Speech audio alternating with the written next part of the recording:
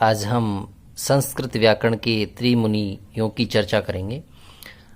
संस्कृत व्याकरण में पहला जो मुनि है वो पाणिनि माने गए हैं। दूसरे हैं कात्यायन और कात्यायन के बाद में है पतंजलि। यहाँ मित्रों ध्यान रहे, कात्यायन का एक उपनाम वररुचि भी है, तो कात्यायन और वररुचि एक ही व्यक्ति है। तो संस्कृत व्याकरण के मुनियों में पहला नाम पाणिनि, दूसरा नाम कात्यायन और तीसरा नाम पतंजलि का आता है। मित्रों, पाणिनि का जो समय था वो भी हम देख रहे हैं। पाणिनि और कात्यायन और पतंजलि का क्या समय रहा होगा। विद्वानों का मानना है कि पाणिनि का समय 500 ईसा पूर्व माना गया है, कात्यायन का समय 350 ईसा पूर्व माना गया है, पतंजलि का जो समय है 200 ईसा पूर्व माना गया है। साथियों, यहाँ हम प्रत्येक विद्वान के ग्रंथ की भी नाम देखते हैं। तो पतंजलि जो थे, इनके ग्रंथ का नाम प्रमुख रूप से अष्टाध्यायी भी है। कात्यायन के ग्रंथ का नाम वार्तिक जो इन्होंने लिखे, और उन्हीं वार्तिकों से जो ग्रंथ की रचना हुई उसे सिद्धांत कौमुदी कहते हैं। पतंजलि जिन्होंने महाभाष्य लिखा। तो यहाँ तक आप देखें कि किस विद्वान ने क्या लिखा है। उसके बाद में हम देखते हैं पाणिनि का विस्तार से विवरण। यहाँ साथियों आप देख पा रहे हैं कि अष्टाध्यायी का ही एक नाम शब्दानुशासनम भी है। शब्दानुशासन और अष्टाध्यायी एक ही ग्रंथ है। और साथियों, अष्टाध्यायी के अंदर 14 माहेश्वर सूत्रों का जिक्र है, और इस ग्रंथ में पाणिनि ने 10 व्याकरण के आचार्यों का नाम का भी उल्लेख किया है।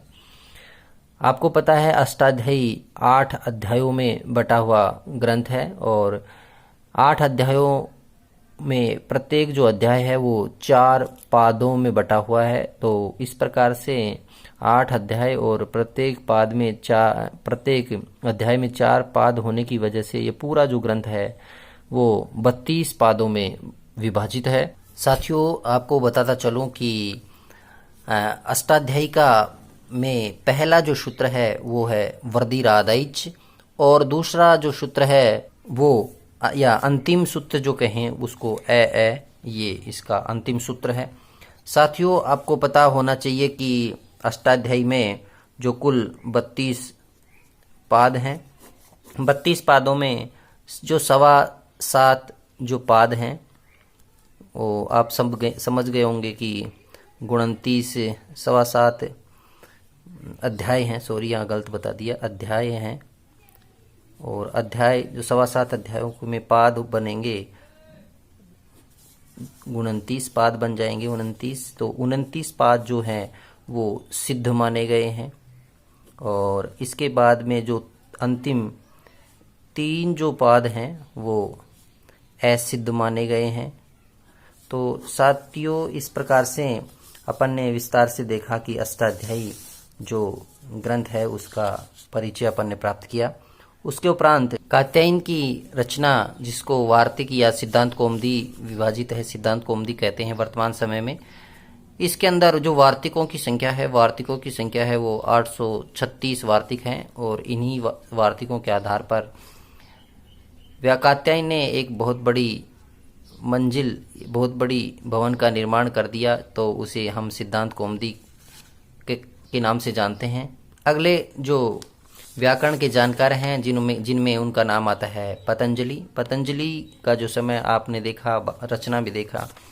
तो अब इसकी रचना जो महाभाष्य है उसके अंदर 84 आहनिक हैं।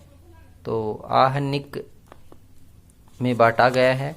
तो आप सभी को पता है कि एक जो अहन होता है, अहन यानी आप सभी जानते हो, एक अहन यानी दिवस को कहते हैं, एक दिन कह सकते हैं दिन इसको, जो दिन एक दिन का जो संपूर्ण जो समय में जो कार्य होता है, एक दिन में जो काम होता है उसको एक अहन कह सकते हैं। और इस आधार पे ही ये अनुमान लगाया जाता है कि पतंजलि ने महाभाष्य की रचना 84 दिन में कर दी होगी।